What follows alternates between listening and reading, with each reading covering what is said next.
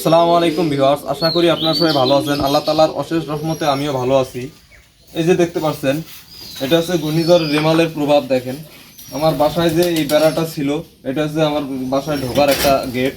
এই দেখেন ভেঙে চুরে সারকার হয়ে গেছে, টিনগুলো কাঠগুলো একেবারে বাঁশ খুঁটি যা আছে সব ভেঙে গেছে। এই যে আমের গাছটা দেখতে পাচ্ছেন, এই যে আমের গাছ, এই দেখেন।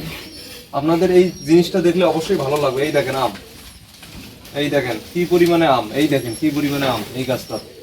এটা সম্পূর্ণ দেশি জাতের একটা আম।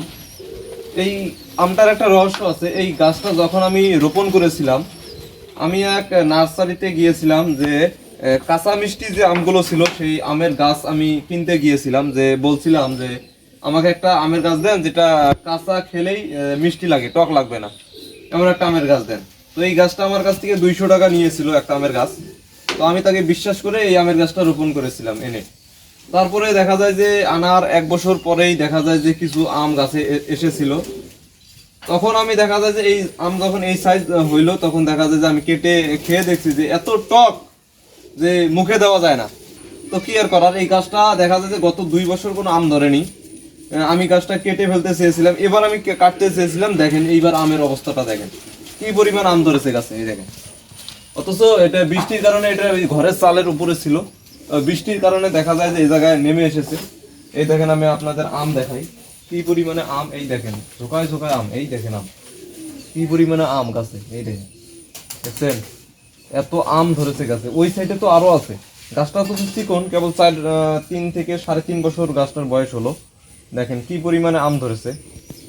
এই আমগুলো আমার খুঁটি দিয়ে দেখা যায় যে ভাসিয়ে দিতে হবে, নাহলে দেখা যায় যে যেহেতু এই বেড়াটা আমি ঠিক করবো, এইভাবে বাসাতে হবে। তো বন্ধুরা, এই বাঁশটি দিয়ে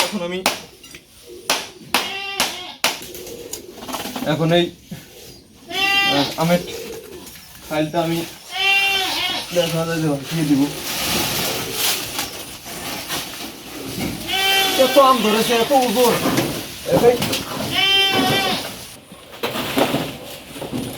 তো বন্ধুরা, এই যে দেখতে পাচ্ছেন আমার গাছের আমগুলো, আমি এখন কিছু আম ছিঁড়ে নিব খাওয়ার জন্য।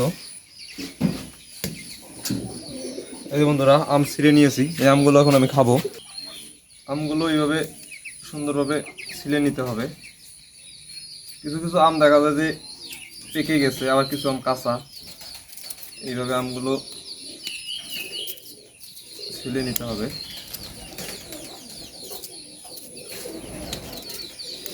এই আমগুলো এইভাবে খেতে অনেক টেস্ট। বন্ধুরা, এই যে দেখতে পাচ্ছেন আমগুলো এইভাবে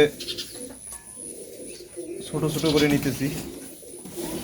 এই আমগুলো এখন আমি মরিচ এবং লবণ দিয়ে মেখে তারপরে খাবো।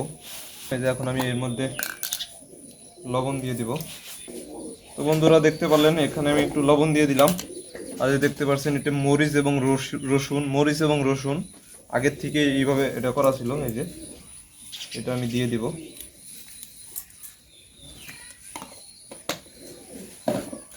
তারপরে এটা আমি ঝেঁকে নেব এইভাবে।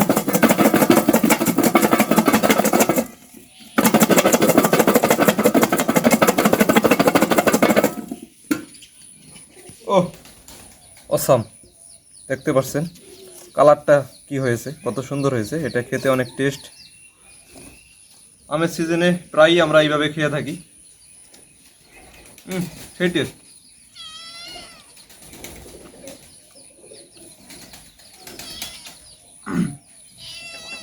সেই রকম টেস্ট।